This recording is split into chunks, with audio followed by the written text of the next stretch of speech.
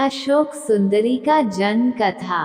पद्म पुराण के अनुसार कार्तिकेय और गणेश के अलावा भगवान शिव और माता पार्वती की एक पुत्री भी थी जिसका नाम अशोक सुंदरी था, और इस बात का उल्लेख पद्म पुराण में भी किया गया है। अशोक सुंदरी एक देव कन्या थी जो अत्यधिक सुंदर थी। शिव और पार्वती की इस पुत्री का वर्णन पद्म पुराण में है, जिसके अनुसार एक दिन माता पार्वती ने भगवान शिव से संसार के सबसे सुंदर उद्यान में घूमने का आग्रह किया।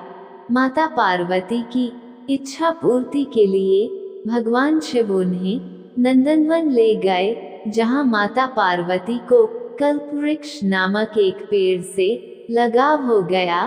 कल्पवृक्ष मनोकामनाएं पूर्ण करने वाला वृक्ष था, अतः माता उसे अपने साथ कैलाश ले आई और एक उद्यान में स्थापित किया। एक दिन पार्वती माता अकेले ही अपने उद्यान में सैर कर रही थी।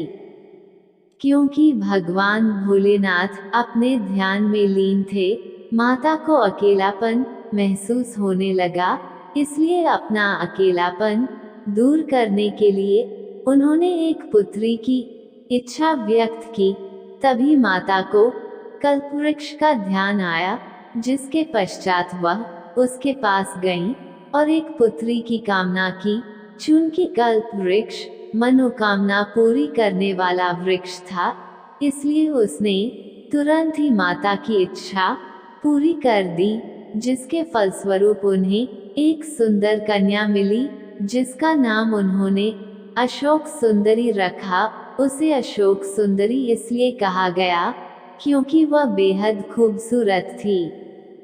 माता पार्वती अपनी पुत्री को प्राप्त कर बहुत ही प्रसन्न थी, इसलिए माता ने अशोक सुंदरी को यह वरदान दिया था कि उसका विवाह देवराज इंद्र जितने शक्तिशाली युवक से होगा।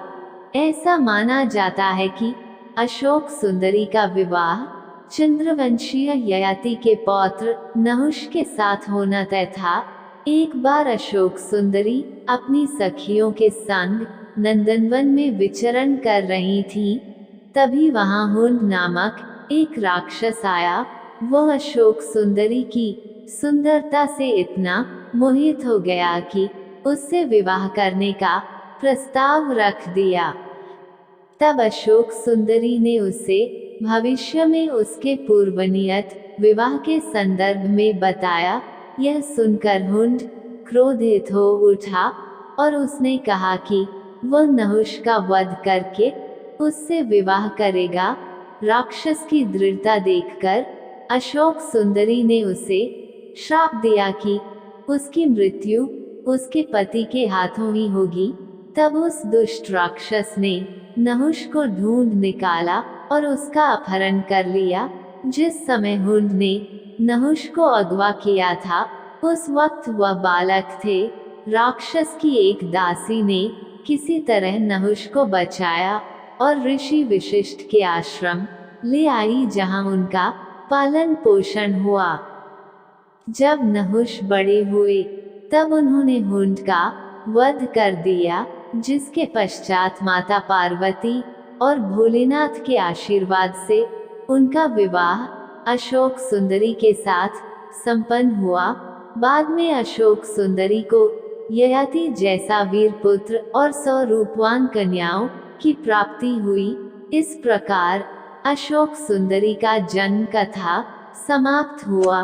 कथा अच्छी लगी तो हमारे चैनल को लाइक करें, कमेंट और सब्सक्राइब कीजिए।